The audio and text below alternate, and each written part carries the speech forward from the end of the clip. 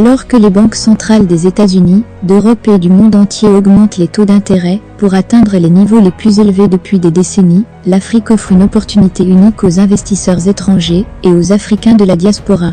Dans cette vidéo, nous examinons comment les pays africains se préparent à cette demande croissante. Au Bénin, en Afrique de l'Ouest, l'un des plus grands parcs industriels d'Afrique, GDIZ, est en cours de construction et sera opérationnel un peu plus d'1 an après son lancement. Une fois achevé, GDIZ Bénin deviendra la plus grande zone industrielle de libre-échange d'Afrique, avec un régime de taxe zéro.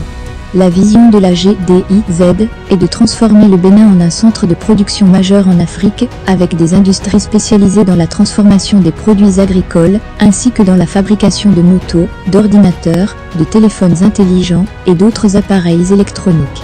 Selon les dernières estimations des Nations Unies, la population mondiale pourrait atteindre environ 8,5 milliards d'habitants en 2030, et plus de la moitié de cette augmentation devrait provenir d'Afrique.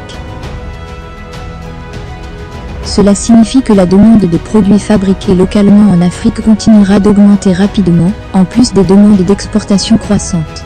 C'est pourquoi les parcs industriels, comme GDIZ Bénin, sont extrêmement importants pour le présent et l'avenir de l'Afrique. Toutes les infrastructures clés telles que les routes, l'eau et l'électricité ont déjà été mises en place, et plus de 35 investisseurs ont déjà signé et commencé la construction de leurs usines dans le parc. L'un des principaux avantages de la zone industrielle de GDIZ est que le gouvernement du Bénin et ses partenaires construisent déjà des entrepôts afin de fournir un accès facile et rentable aux matières premières. Prenez le temps de cliquer sur le bouton j'aime, de vous abonner à la chaîne et d'activer les notifications de messages pour obtenir des mises à jour plus rapides. Tout ce que vous faites nous aide à développer la chaîne et nous apprécions grandement votre soutien. Merci et profitez de la vidéo.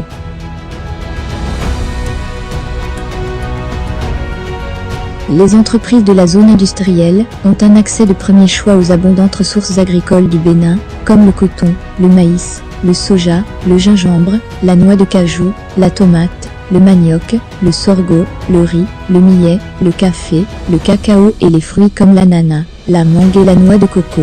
Tous ces produits offrent d'immenses possibilités pour la fabrication de produits répondant aux besoins des marchés locaux, régionaux et internationaux.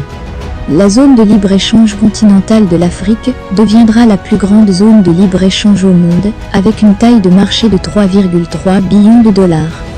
Le processus d'établissement dans la zone industrielle et de libre-échange a été simplifié.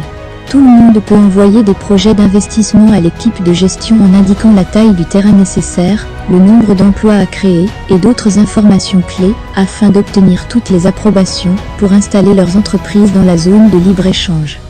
Lors du dernier sommet américano-africain des affaires, le président de la Banque africaine de développement a noté à juste titre que l'Afrique offre une destination d'investissement très rentable. Il est temps de se rafraîchir, de se réengager et de réinvestir en Afrique.